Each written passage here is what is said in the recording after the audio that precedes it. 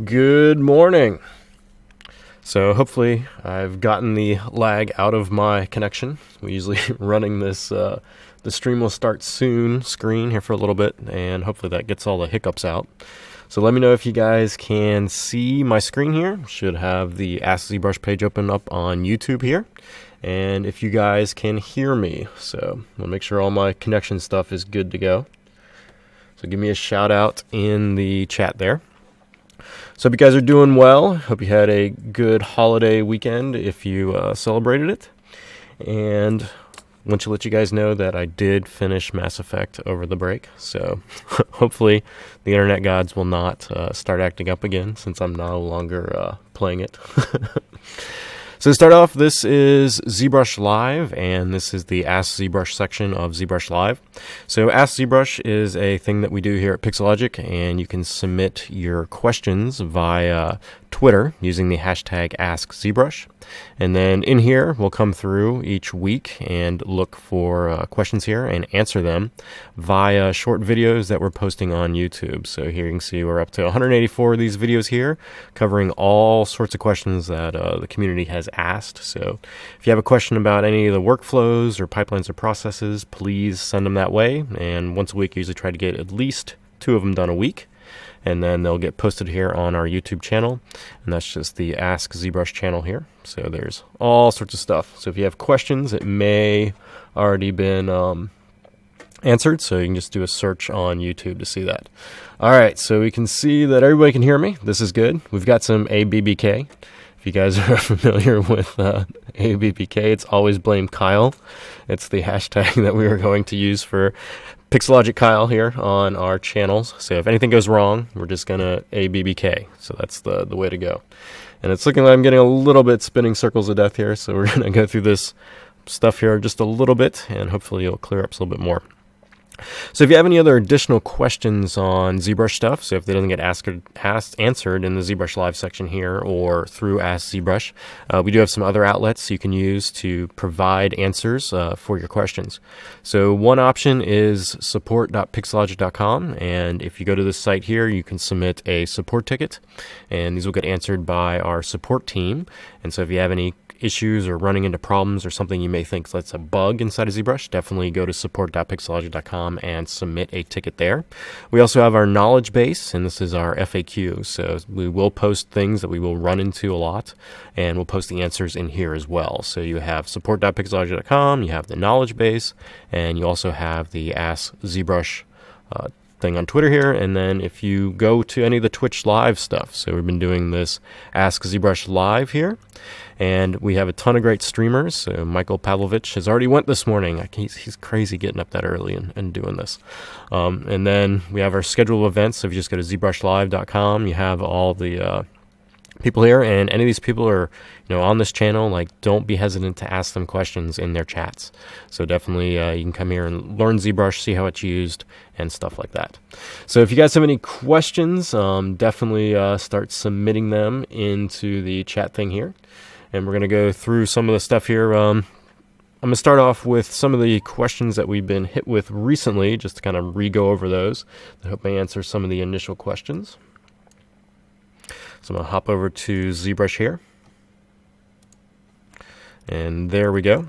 So I just have ZBrush opened up, and I just have a simple polysphere here loaded up, and I've divided this up a few times to get it smooth, and then I've dynameshed it. So I have this nice dynamesh sphere here. So the first thing I just want to talk about quick, because I've been getting a lot of questions, especially through support and just questions popping up, is how ZBrush works with polypainting and color. So I just want to cover that quick where you guys are getting your questions together. So colorize, or the polypaint information, is basically vertex color.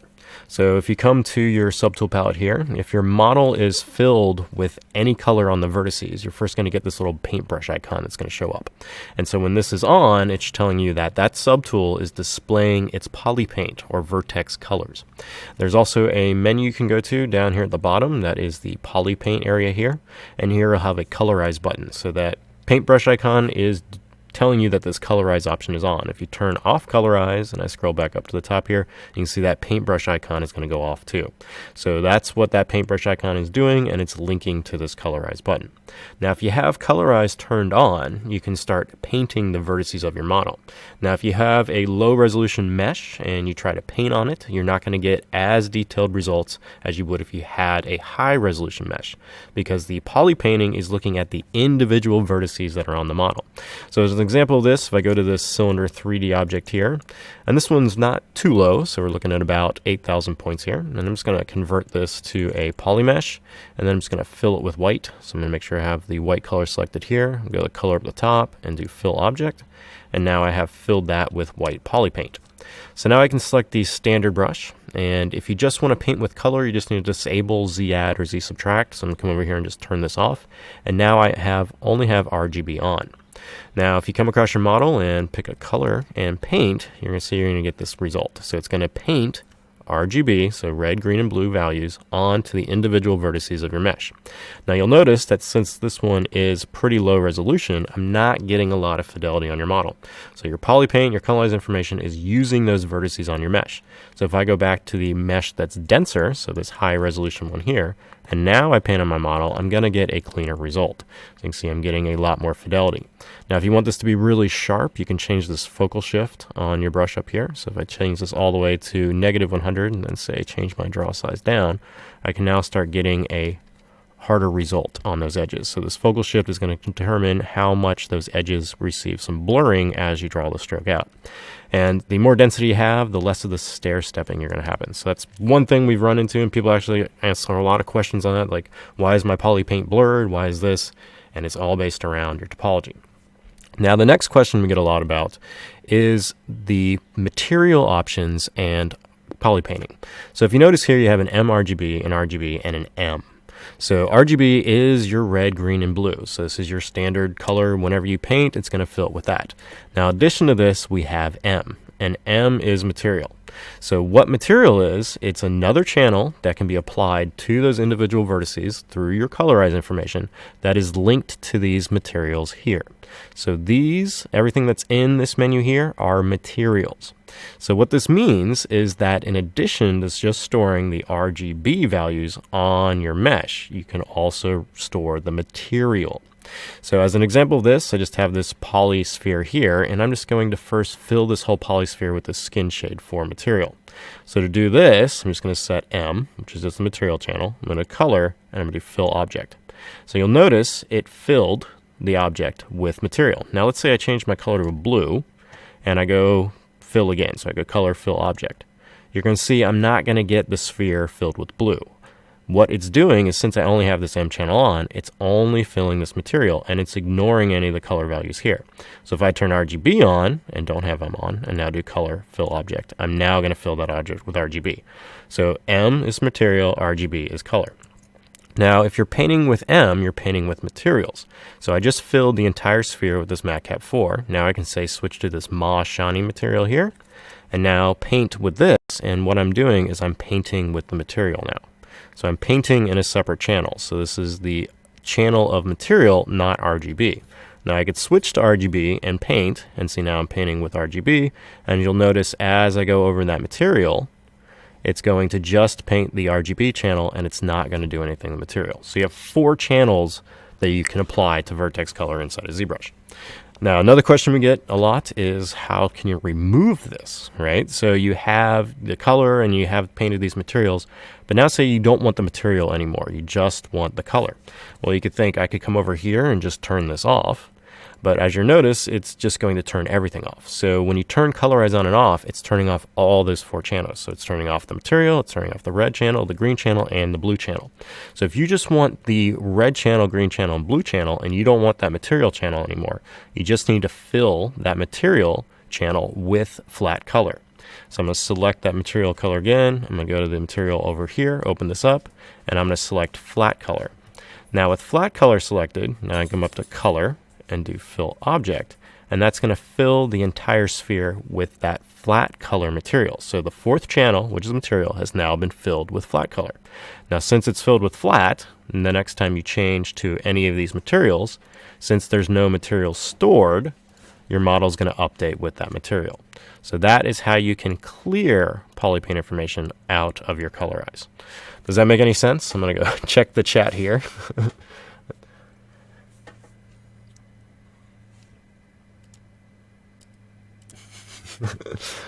Pavlovich, he covers a lot, so he's talking fast all the time. Yes, the focal shift will be kind of ignored for materials. So what the material channel is going to do is it's looking at the pure geometry of your mesh. So if I go back to the low resolution sphere here and I turn on material and let's select, let's just fill this quick. So I'm going to go to skin shade 4, make sure material's on, color fill object. So it's filled the entire sphere with just this skin shade 4 material. Now I can select a shiny material like this moss shiny here. Now if I paint with this, you're going to see it's going to only adhere to those polygons that the mesh has. So you can see you're not going to get any of the blending between those vertices. So you can see here it's doing this. And if I switch to say a color and paint with that, you see I'm going to get this. So you're getting that blending, but material is going to handle a little bit differently. So the more tessellation you have on your mesh, you're going to be able to have, smoother edges on that material. Now at render time, you can control how much blend happens between the materials. So if you're using BPR to do your rendering, you can go up to the render tab up here and open up the render property areas here. And you have this material blend radius. And if you ever have any properties inside of ZBrush, you can hold down to control. I should be able to hold down control here. What's going on here? Well, you don't get any help text for material blend radius. But this is going to soften that blend at render time, so between these two materials. So if I render normally with just BPR on the sphere here, you see I'm going to get the same thing, so I'm getting that harsh result around each of those polygons. But if I change this blend radius, I'm going to do it to say 6, and now render again, you see it's going to start softening those blend areas around that materials. So at render time, you can control how much blending you get between the materials on your mesh. But if without render time, then you just need to subdivide your model up. So this one's pretty rough, but if I go back to this one and say, let's fill this model again with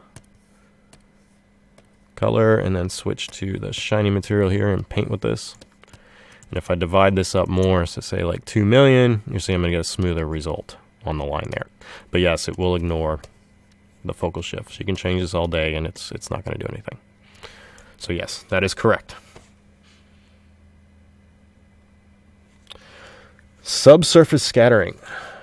So there is SSS properties you can put into your models, and those are usually done through the lights. So there is a SSS option here you can enable, and it will use that and the lights to do it. There's also a preview option of wax preview, which gives some cool effects. So if you activate, say, wax preview here, and you just go to like any material. So let's go to, say, this matte cap gray here. I'm just going to fill this entire model here with that. And we're just going to clear my PolyPaint too. If you want to do it all at once too, you can definitely go to mRGB, which is going to paint with material and RGB, and then you can just select the color white and then flat color. And now when you do a fill object, it's pretty much just going to reset everything on your mesh there.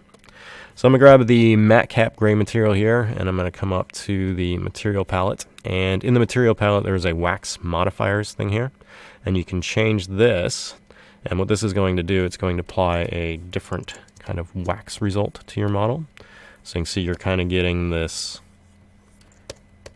edge stuff going on here. So kind of fake subsurface scattering on a preview mesh. And you can just set that in your wax modifiers. So changing this up and down is going to determine. So here's version 1. If you want to snapshot stuff in ZBrush to see the differences, you can just hit Shift S, and that will clone it. So this is without that wax property. And if I go to the material again and enable the wax property, you see this is with.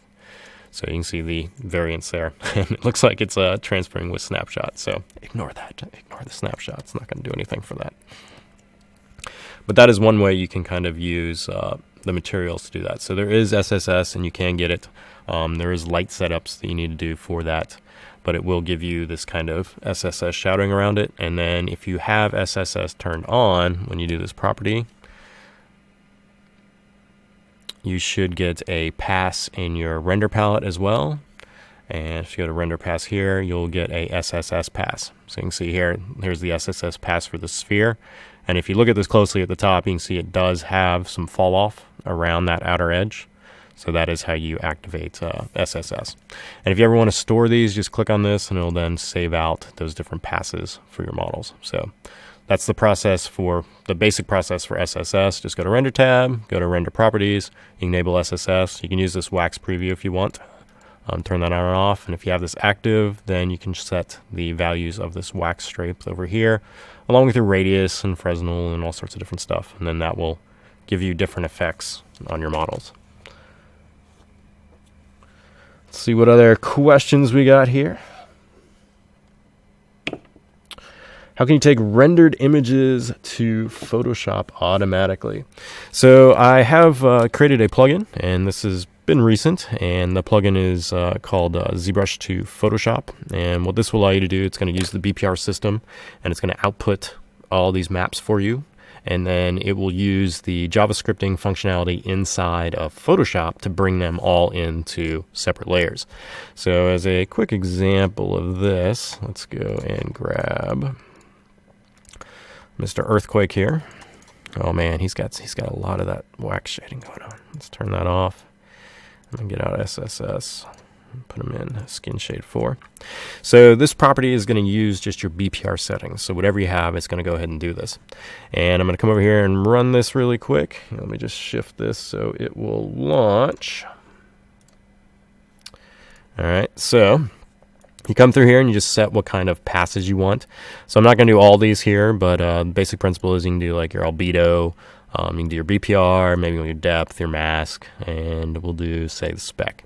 And some of these have different options for them. If you want information on how this plugin works, you can click this button here, and it's going to have a little video. It has a download link, and it has some help text that's going to show you the functionality here. To get this, before I run it here, you can go to our download center. So let me pull that up quick. Where you at, Chrome? Where you at, Chrome?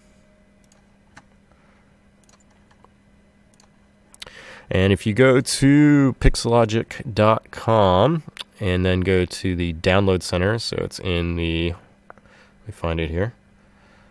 It's here somewhere, I swear.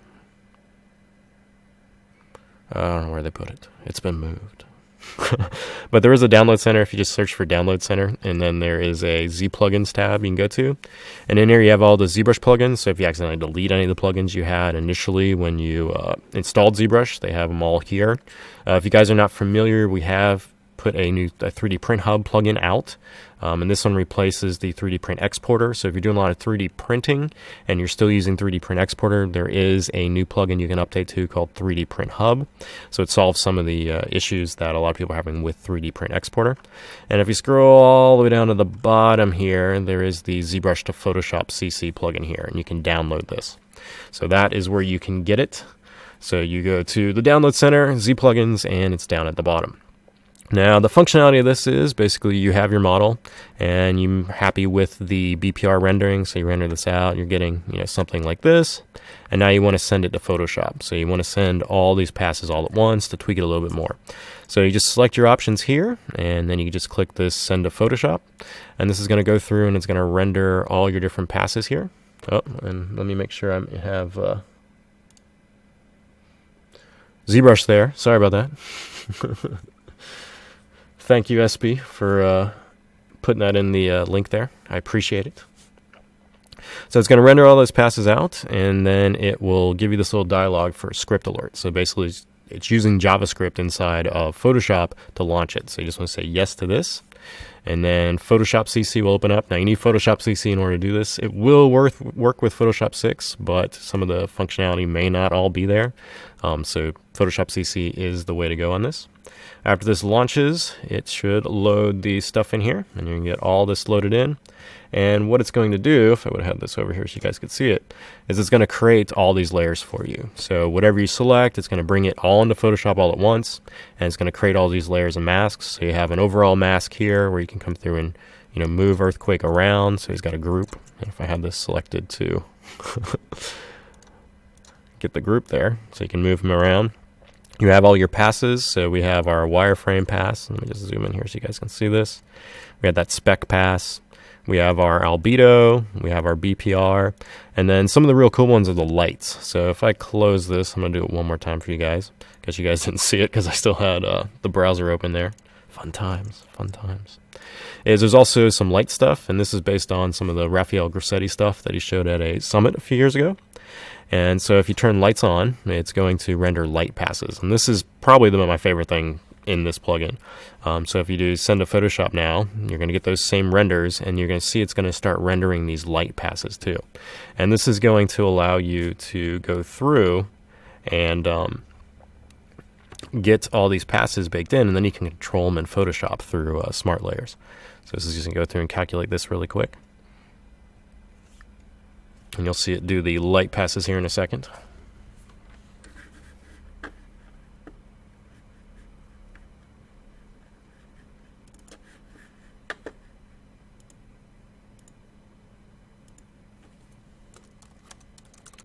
So while this is processing, checking these messages. So here we go. So all those passes were created. You saw those little lights ones. Now you're getting the thing here to send to Photoshop. Now I have the layers here, so you'll see them build in really quick. So it's getting all those layers gone. And now I have my model here with all those passes. And here's all the light ones here. So if you activate these, you're going to start getting different lighting on your model. So I'm going to go back to the BPR version here, and I'm just going to increase that. So you can see it's coming through and it's generating these different lights on the mesh. Now if you have CC, these are smart layers as well. So what that means is you can start modifying these. So if I select one of these layers and come up to the image table up here and go to adjustments and say let's adjust the exposure on this. And so I'm going to increase the exposure, and you can see now he's getting more light values from there. You can also change the offset, all sorts of different things. And these are now smart filters, so you can come through and turn these on and off. So if I didn't want it to be that bright, I can now disable it. I can turn it on. Let's say I want that top light. Where's the top light here? Turn that one on. Let's say I want this one to be blue, so I can go to image here and go to adjustments. And I can now do, say, hue saturation, and bring some cool light into the thing here. So maybe colorize it a little bit, make that a little more blue light, adjust that saturation there. And then I can increase that as well. So go to, say, levels or any of the stuff you want to do here inside of Photoshop. And this will increase that effect. So now he has a nice blue light coming from his top there. And these are smart filters, so you can still turn them off. You can go back in and adjust them. So if that was too much exposure, you can turn it down. So you can see how you can use this to really enhance your renders out of Photoshop or out of ZBrush. And it does it all, sets up all these nice layers for you, so you can just come through and just tweak your final image. So hopefully that helps.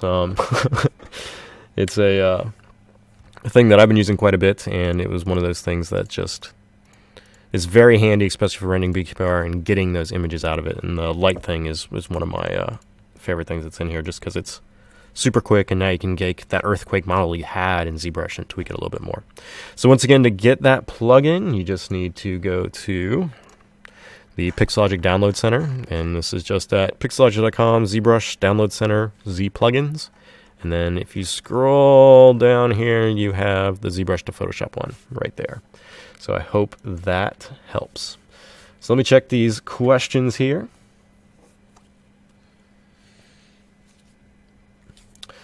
Can Scale Master fix the offset of centimeters between Maya and ZBrush? Potentially. So that plugin, which is also here, you can grab it. It's going to convert your mesh to basically a format that's going to work for you. And this allows you to come through and take everything inside ZBrush, which native format is around 2 millimeters. So 2 millimeters is pretty much, if you have an object inside of ZBrush and it's 2 millimeters, when you go to export out, it's going to be 2 millimeters. So Maya, as we're getting here in that question, is 1 centimeters. So some of the applications you bring it into would have the ability to change that on import. The plugin may work. I'd say test it. I haven't really done. Maya is usually use 3D Studio Max over Maya for my other external applications, so I'm not really a Maya super user. So I haven't really messed with it much, but definitely see report back. See if it works for you. So the process for this is just another plugin here, and you can set the scene scale here. So as default, you can see here, it's going to give you a list of things. So Earthquake, when you open them up, his native generic units are 1.7 by 2 by 1.21. And when you export out an OBJ file or an STL file, it's just generic units. So whatever the number value's in there and whatever file program you're importing it into, if their native scene is, say, millimeters, inches, or centimeters, it's just going to read those values in as those numbers. So if I imported Earthquake here as an OBJ into another application, and that's native application was, say, feet, Earthquake's going to come in at 1.76 by 2 by 1.21 feet. So he's going to be, little tiny Earthquake there. So that is how those generic formats work. This plugin will convert what you have in generic, and then it's allow you to set them to an inches format or everything else, and it's going to do that conversion for you.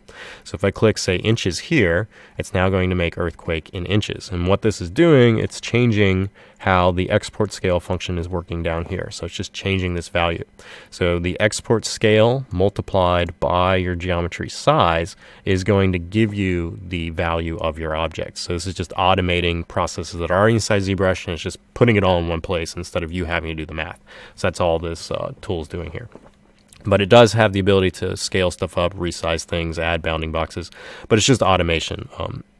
And so then this, you can export to certain sales here. So if I export into centimeters, it would convert the values that are in millimeters currently to centimeters. And then when you import it in, it should import in at the right thing. But I have not tested it with Maya extensively, so I'd say definitely check it out and see if it's doing what it needs to for you. And if not, let me know and just come back and give us a answer on that. All right, let's check these questions here.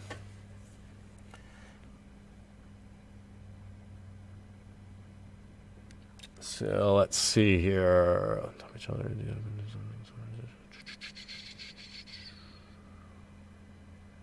It's a lot of questions today. I got to catch up on these.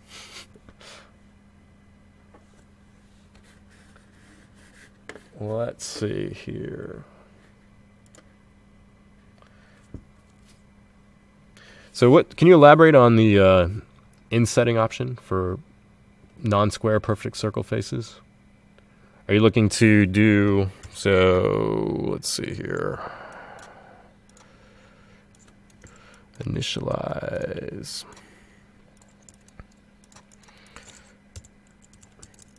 And I think this is probably what you're looking for here. Fix this quick. So here I just have a Q cube, and I'm just going to modify this a little bit. So I'm going to mask out a part and then just move this. So I'm just going to create a awkward shape here quickly. See if I can get this to repeat here for you to see if this is what your question is about. So let's say you have a face like this, and now you want to inset this face here. So I have the ZModeler brush selected, and I hover over this and press spacebar. There's an inset option, and in here you have some options for center, region. Basically, you can just start insetting faces on a model. Now, when you start doing this, you'll notice that, well, this one actually worked pretty well, but oftentimes the inset may not be completely proportional, and this is because ZBrush is trying to prevent faces from coming and colliding with each other. So it's trying to prevent things and keeping this all even so you don't end up with weird topology, and then when you Dynamesh, you may end up with Swiss cheese. So that is one reason why this is working like this. Now you can get squares by holding down Shift as you drag this out, and this will end up giving you a square. So this is the inset, and then if you hold down Shift, you can get a perfect square. And this should always be perfect. If it's not perfect, definitely submit a ticket to us at support.pixologic.com, and we'll be happy to look at that for you. But yes, the inset option is set up currently where it's trying to prevent collisions. So that's why you're not going to get a constant thing here. This is something that we have been looking at, and hopefully in a future version here, this will potentially be resolved. So we are looking into the option of having it where you'll keep all these even. Now you probably won't be able to go, as far down as you want, because at some point these are going to collide if you want to keep all these edges at the same thing. Yes. So not a perfectly answered question there, but you can get it square if you hold down Shift.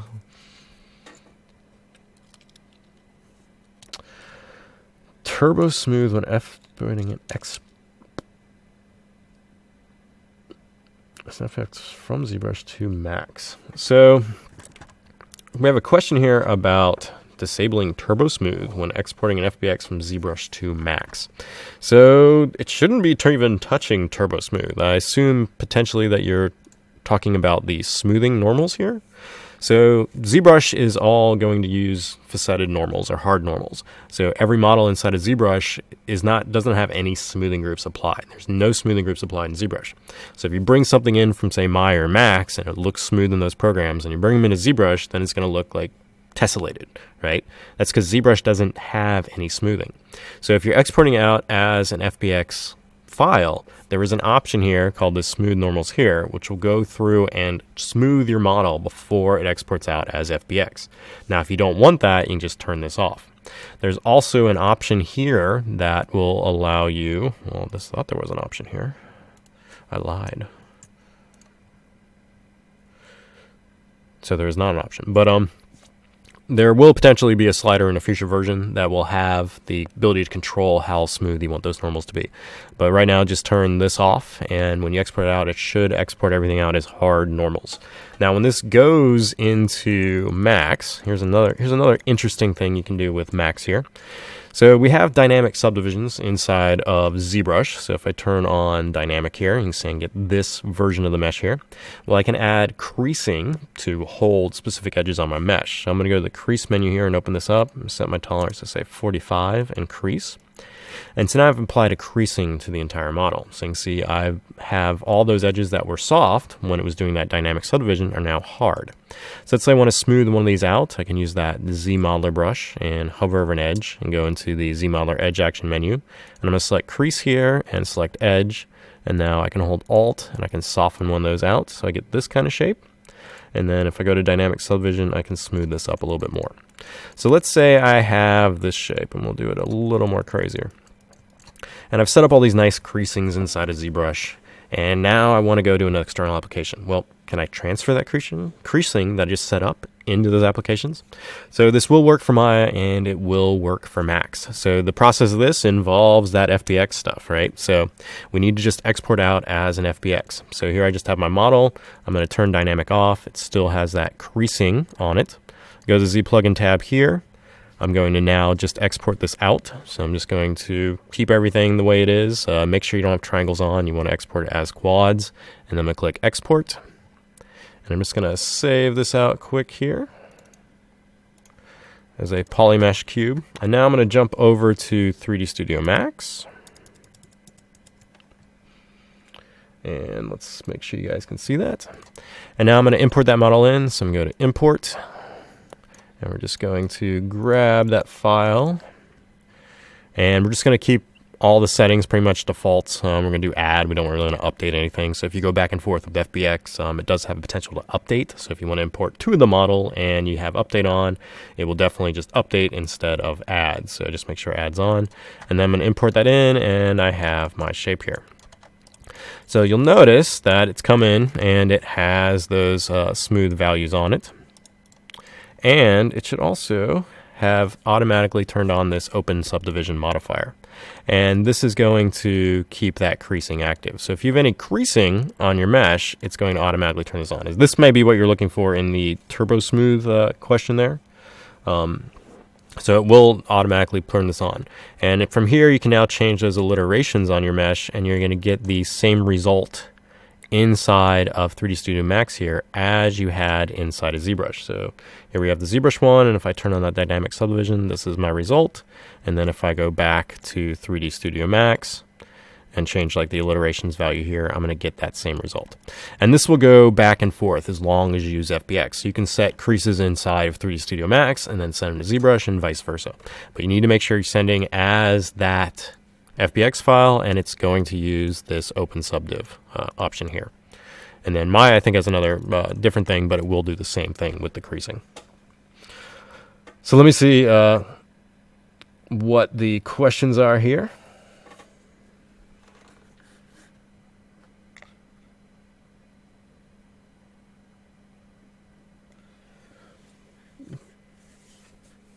think Tomas Russell is in here helping me out this morning.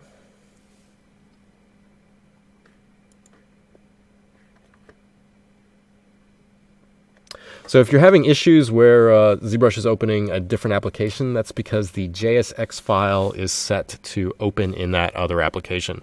So if you go back to ZBrush here, there's a little information on this. If you go to that plugin and then click the top banner here, it's the last page here, and it's just going to tell you that the JSX file is basically opening to something else. So this is why when you're running it, it's going to send it to Visual Studio.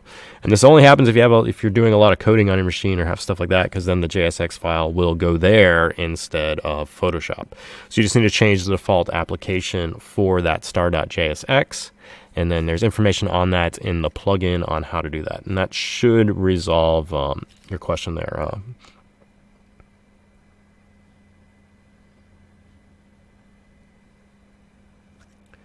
It's a way to render with two subtools with fiber mesh on them.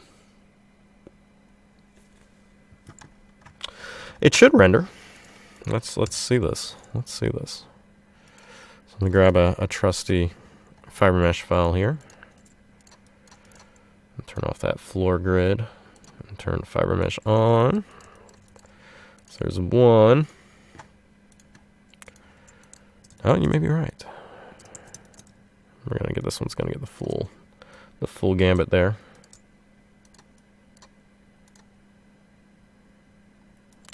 Yep. So you're definitely going to have to apply your preview to render two subtools there.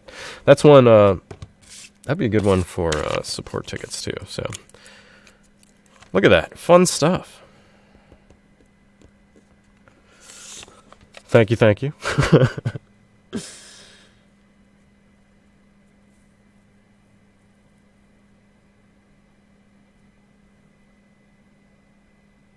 Can you elaborate on the different passes? Is that you just want to know what they are in general there? So we had a quick question on passes. So if you go to Photoshop here, if you just want to know what these are, I can give you just a quick rundown. So albedo is just going to be basically your RGB coloring on your mesh. AO is going to be the ambient occlusion pass, or so the self-shadowing that happens on a mesh. Best render is going to use, let me just dock this to the side here. Best render is going to use the render option up here of best. So it's going to use this instead of preview. So it's not a BPR render, it's a best render. So it's a different kind of render you can get on your models. BPR is going to do your standard BPR, so whatever settings you have, it's going to use that. Color bump is going to apply the color bump material. So let me just load Earthquake back up here so I can show the example of this. And we'll zoom in on his arm. So there is material here that is called color bump. And it's this bump map viewer material here. And what this is going to do, if your model is not filled with material already, wait for it.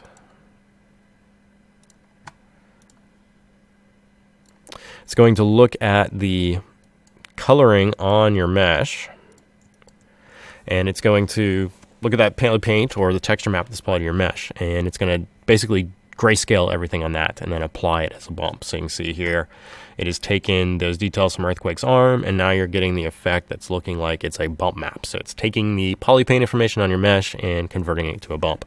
Now you can also change this in your modifiers panel for that material. So there is an option in here called color bump, and a lot of your default materials will have this, and you can change this to distort that. So if you're ever getting weird things when you have polyframe on with your model, so if I just turn on polyframe here, you can see I'm getting this kind of effect, this bumpy nature. It's because you probably have this bump option turned on in your material. So you just need to come through here and make sure you don't have color bump set. So if you're ever getting weird stuff, or if you're using this bump map material, you're going to see that it's going to take any of that color information that's applied to your mesh at the time and give it as a bump. So that's what that color bump option there. Depth is going to do your alpha masking. So if you go to the alpha panel and do a transfer grab dock over here, it's going to give you the alpha of your mesh. So that's all that one's doing. Lights is going to go through and generate these light passes based on light files, and you can save out your own light files with the plugin. So if you want different lighting setups, you can definitely do that. Masking is going to go through and just generate a pass from the render palette up here, the mask pass. So this one right here, it'll use that. Object Space Normal is going to use the normal map material that is located in the directory for the plugin, and it's going to render the Object Space Normal. Polygroup ID is going to go through and look at the polygroups on your mesh, and it's going to then render those out. Preview is going to just use the preview render, so what you have here. Shadow is going to use the shadow pass that's in the render palette, so you have a shadow pass here. SSS is going to use that SSS pass that's in the SS material here. Structure is just going to give you a matcap gray render of your mesh, so without any color information. So it's going to take, say, earthquake and give you this as the result. The subtool ID will go through and it's going to generate a clown pass, basically. So it's going to polygroup each subtool with a different color, so that way you can get masking based on every single polygroup on your mesh. The subtool mask will do the same. It's going to do is white and black instead of color. And the tangent space normal is going to use the normal map that's in the directory, or the material that's in the directory, and use that as a tangent space map.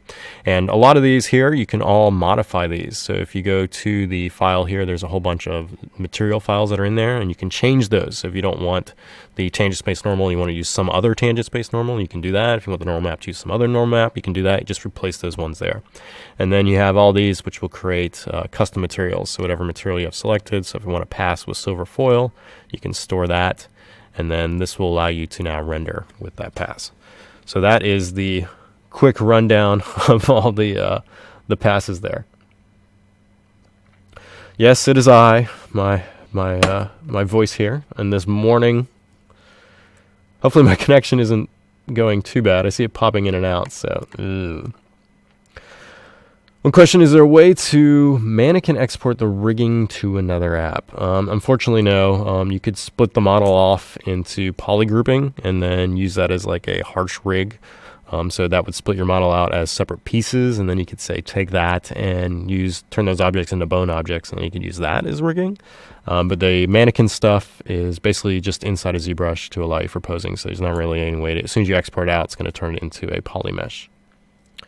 So back to the passes there. How can you use the subtool IDs and the normals and stuff like that? So through a lot of painting systems, there are definitely different ways to do this. So for your subtool IDs, basically you can use them as masks, and they'll give you this mask channel.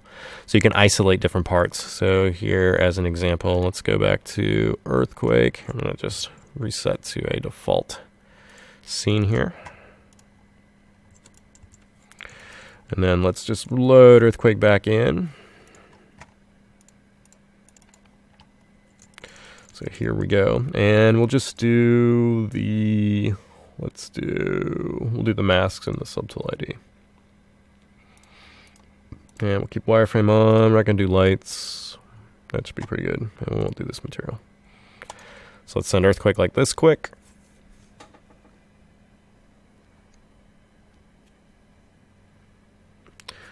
So for that symmetry option that you're asking about there, so symmetry pen pressure doesn't work in symmetry on the other side. Make sure that you have this option turned on in your symmetry panel. This will sometimes give you that issue. Let me render these masks quick and then.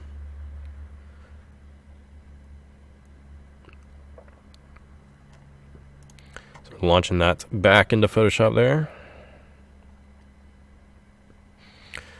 And we're over on the side. Okay, so here for let's do symmetry one quick, and then we'll go back into Photoshop. So if your symmetry option is giving you weird stuff on one side of your mesh, make sure you have this mirror symmetry option on. If this is turned off, you may not get that pressure sensitivity on the other side of your mesh. So if you have a mesh, and let's say we'll go to this polysphere here, and you turn on symmetry and transform, if this is turned off, you may get that issue where you're not having that pen pressure go to the other side of your model. So make sure M is turned on when you're using symmetry. So occasionally that's the problem that we've seen where people are not getting pen pressure on the other side of their model. So make sure M is on, and then it's going to mirror it. So check that on there, and make sure your model is also symmetrical. as there. So you have, both parts of your model and you're getting that symmetry line on there. But double check to make sure this M is on. That's usually the culprit for that one. So back to Photoshop quick so you guys can see this. So the mask stuff. So what can you do with these masks? Now I kind of moved my mouse, it looks like, and we got some crazy stuff going on here. But basically you get masks and you get a subtool ID one. So the subtool ID is going to give you basically color information on this. And so what you can do with these, you can select these different parts and then you can apply different effects. So if you want to apply some sort of smart materials or something like that inside of Photoshop, it just gives you a way to quickly come through and isolate these parts on your model. And so by doing the subtool ID, it's going to apply a full polygroup to each subtool, and that polygroup should be different, so then you can come through inside of Photoshop here and just select these different parts. Now if you have the masks options on, it's going to give you that same thing. So what this is going to allow you to do is anytime you generate these masks, say I have wireframe here, let's say I only want wireframe on, say, Earthquake's body, right? So I can select the mask on this tool and then hold Alt and drag it to wireframe, and that's only it's going to copy that mask, and now I'm only going to get that mask on his body. So you can see it's not on any of his clothes. And so saying delete this layer mask, and now let's say I want on his clothes, I can drag that down now by holding Alt, and now I'm only going to get wireframe on that. So they're just little things that you can use inside of Photoshop to get different effects. So just like little helpers are what the subtool IDs and the masks are doing. For the different things like the tangent space normal, some applications that are using lighting information for surface effects, so say like Dedo or Substance Painter, you can end up using those, and instead of having that application use the surface normals in there or use the tangent space normals, you already have them generated, and then it can use those and look at those tangent normals and things like that to get different effects on a flat image. So that allows you to put, say, like dirt and grime in some of those applications where it's looking at the normals of your object and it's going to apply the surfaces there. So that is why those are included in that process there. There's also things you can do with those channels involving the channel pass here, where you can actually pull out different lighting information from those normal maps, because there's different lights that happen with normal mapping. So you can do little tricks where you select that pass and then say flip one of the green channels or flip one of the red channels, and it's going to give you a different effect on your image. So they're just little helper things there on that. So let's see what else we got here. I have not updated the creators update. I'm a little bit scared on that one. So if everything still works, my laptop that usually runs Windows 10 is running Boot Camp. So I run OS X and Windows basically for checking both sides of ZBrush on various things. And I'm really afraid to update to the creators shortcut, because I know it's going to take out like half the stuff through Boot Camp.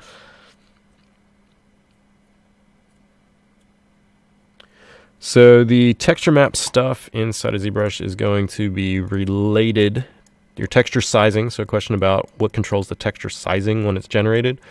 So if you have a texture map down here and you do new from PolyPaint, so you get this here and you can see right now it's a 4096. We'll say I want an 8K instead of a 4096, or I want a 512. How can I change that? So if you go to the UV map area here, and here you have this UV map size, and this is going to determine whatever you set here. You go back to texture map, and when you do new from PolyPaint, it's going to look at this value that's here and then update that map to that size. So if I want a 512 map, just set this to 512, and now when I do new from PolyPaint, I'm now going to get a 512 by 512 map. If I want a 4096, set that to 4096, new from PolyPaint, now I have a 4K map, and then you can go all the way up to 8K on that. And new from PolyPaint, and now I'm going to have an 8K version of that. And for a lot of the just exporting processes, what ZBrush is going to do when you export that model out, it's going to just grab this texture map and export it out. So you want to make sure that this is set to that certain size when you do your new from PolyPaint or have that map loaded, and it should transfer that out to that size there.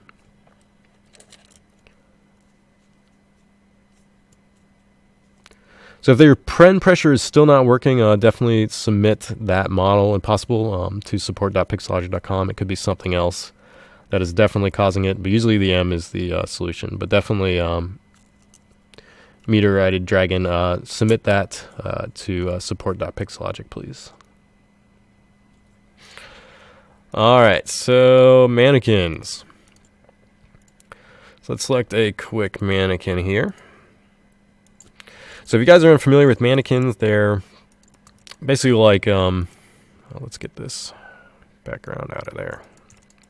There are Z-spheres with different parts that are applied to each Z-sphere. So instead of having it look like a Z-sphere, you now have it looking like these different parts. So it's just taking primitives and it's taking the spans in between the Z-spheres and it's just applying this primitive now in between those spans. So the process for using these are basically you just want to be in a transform mode up at the top here. You can activate Symmetry. And if you have Symmetry on and are in a transpose mode, you can come through and start manipulating your model and it's going to deform. And this will work with Symmetry. So you can just start posing meshes around. So this is really handy for creating different kind of effects.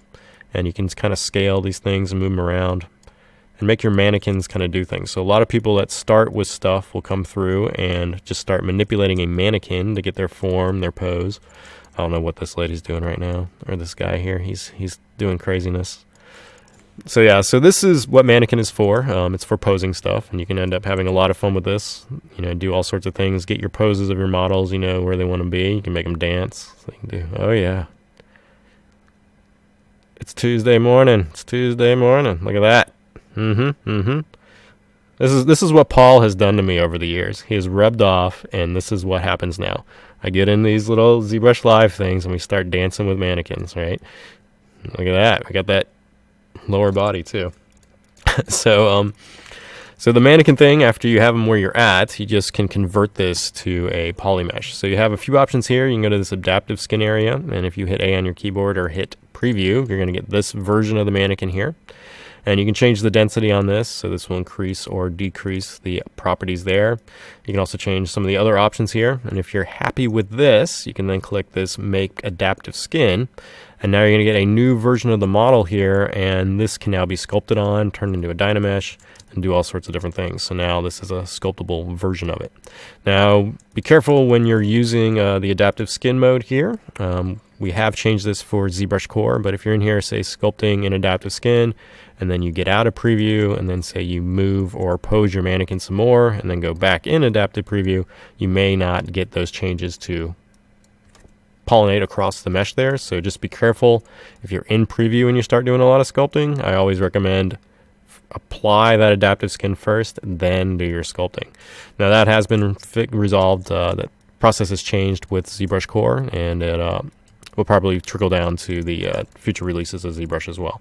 So just one little thing there to watch out for. But that's the, I don't know how much mannequin stuff you want me to technically go into. So just let me know there.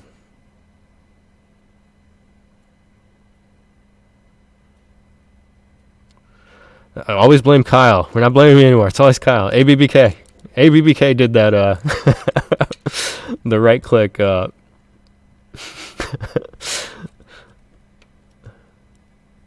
right, so we got about time for about one more question.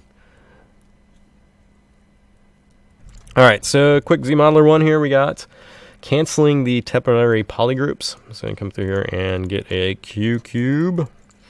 We'll just fill this with bright colors here. And we got polyframe on, and we're going to grab the ZModeler brush. So the alternate polygroup inside of the ZModeler brush will allow you to temporarily determine where you want an effect to happen. So let's say you have something like this going on, and now you want to move this part of the mesh, but then let's say you want to move this part of the mesh, and you also want to move all this. So you can put a temporary polygroup by just holding Alt and clicking, and it's going to give you this white polygroup on the area. And wherever you have this white polygroup, if you click on another part of the mesh and drag, it's going to perform it to where you clicked and also to any area with that white polygroup. So this will allow you to do things like I can use a target of flat island for this entire part here. So I go to flat island, QMesh, and I can flat island QMesh this. And even though this part down here is not connected to this flat island, when I perform this action, since this has that temporary polygroup on it, it's going to perform there as well. So that is the purpose of that. You can hit Alt to do that.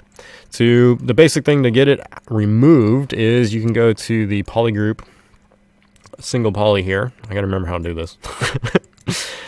And if you, I can't get that. Let's see if I can get the. If you click on it again and hold, I may have to get back to you on this one. I can't remember the button press. There's a shift option in there to get it back. What I end up usually doing is I'll just clear this out. So if I end up tagging stuff with polygroups where I don't want them, I'll just clear it usually. There is a way to get it back because you can steal a polygroup from another surface. So if you want this one to be a different color, you can hover over this and click and then hold Alt. Maybe not. We're gonna just mess this whole up. This is gonna be the ending of the AskZBrush live here. Why are you not stealing? There is a steal polygroup. There we go. Pick existing. Give me it. I'm gonna have to make a video for you on that. there is a way to do it. That will be one that I will get out on the AskZBrush this week for the YouTube channel there. So clearing the temporary polygroup. So we will. I'll get you a video this week for that one. There is a way to do it. I can't remember how to do it right now. All right, drag and drop buttons. Oh, so yes, the question about this window down here, you're not gonna be able to drag and drop. So this is the ZScript window. So if you do a ZScript record and you do some stuff, when you do an end record and save this, it's going to give you a play button down here, and then you can play this and it'll repeat the process. So this is only going to be active with the ZScript recording. So basically what you need to do in order to modify or add any existing buttons down here is you're going to have to edit that text file, and so then have it generate more buttons. There's no way to drag and drop down here. You can customize, just your stuff through here. So if you go to, say, the preferences, config, enable customize, it will give you this little bar at the bottom, and then you can say take different things and see if I can get this here to drag. Oh my gosh, drag. Where's the drag? It's been a little, you can see I customize all the time. I usually don't customize hardly anything because I do like this stuff like this. And I need it to be like in a vanilla interface. So there was a time when I was customizing everything on a mesh here, and now it's been a little while. I don't know what I clicked there either. Quick Sketch. Oh, we're in Quick Sketch. But you can drag stuff down to these here. I'm going to blame this on ABBK. Just blame that out. But so you do have a little bar here you can definitely transfer stuff to. And so if you go through your different interface layouts here, you can see you can stick stuff down there. It's not going to be the same open and closing palette option here, but you can have buttons live down here if you want them. And you can just do that through the preferences and then through the interface and enable customize option here. So config, enable customize, and that'll allow you to customize those errors.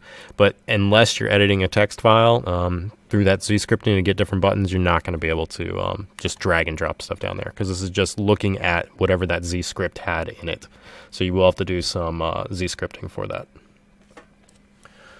All right, so let's see what we got here. Hey, look, it's Matt. Matt Thor up. It's because he's got Thor in his name. All right, so once again, thank you guys for coming out to this week's episode of AskZBrush. Once again, this is a thing we do every week. So if you submit your tickets or submit your questions through the hashtag AskZBrush, we'll go through and look at these. And then I usually try to do at least at least two of these a week, sometimes more. And these videos will post it on our YouTube site at hashtag AskZBrush. And you can see there's already 184 of these. So if you have questions on processes and things like that, if I didn't answer your question here, definitely hit it there. Definitely go to support.pixologic.com and submit a ticket. And then you just come here to this site and then submit your ticket. We'll get that settled out. And definitely if you're running anything strange, like say like the mirroring process is not using pen pressure on both sides of your model, submit a ticket to support so we can like look into that for you guys. So I hope that helps. I hope this wasn't too crazy. I hope the internet was good to me today. Once again, if you're looking for the calendar of events that are coming up, today I'm the last one for today, but we will have the wonderful Ashley Adams tomorrow, and I think she was in the chat here. I thought I saw her. Maybe not. But definitely tune into these excellent ZBrush artists on here on Twitch. They have a crazy amount of information, and they're doing amazing artwork, so definitely follow that. If you would like to get a digest of what's going on per week, we do have a weekly digest you can sign up for, and that's at the ZBrushLive.com here. You can just click get the guide digest, and then I'll email you a list of the calendar events that are happening for each week. If you want to be featured on our channel here on Twitch, there is a create button, or a creatives apply here. So as Aspie is in here answering all sorts of questions, you may want to just click that creatives apply there, and then start doing your own channel there, because you're filling in a lot of questions and answering them on here. So I think you just need to come over here and click this button. So we are looking for more streamers. We want to get this calendar of events stacked, so we want to pretty much 24/7 of ZBrush on Twitch here. So that is it for ZBrush Live today on the AskZBrush section of ZBrush Live. So till next week. So next week we will have Paul. Paul will be doing his Did You Know That? So you can definitely join that one and answer him questions. I'll be patrolling the chat channels for that to answer questions there as well. And then the week after that, I'll be back for another one of the AskZBrush Live here. So that is it. Thank you guys for coming out, and ABBK. ABBK.